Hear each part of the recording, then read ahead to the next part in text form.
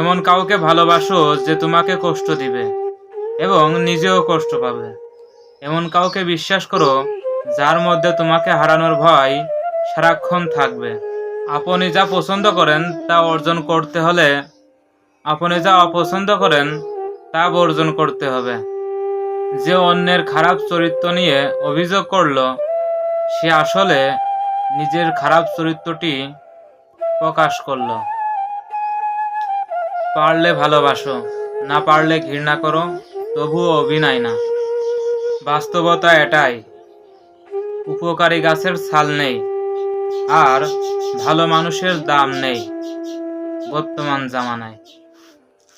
প্রেম সে তো ফ্রিতে ছোটবেলায় পাওয়া যেত, যৌবনে তা অর্জন করে নিতে হয়।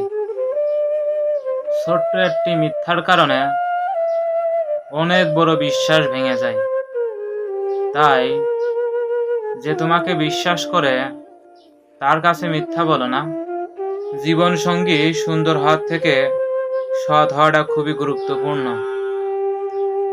মানুষ ফ্রিতে দুইটা জিনিস দেয়, এক কষ্ট, দুই পরামর্শ।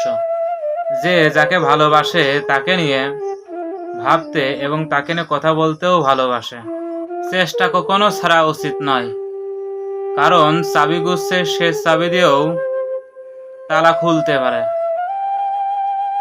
আত্মবিশ্বাস থাকলে আপনি সাফল্যের উচ্চ স্থানে অবস্থান করতে পারবেন, আর যদি আত্মবিশ্বাস না থাকে তাহলে আপনি কিছুই অর্জন করতে পারবেন না।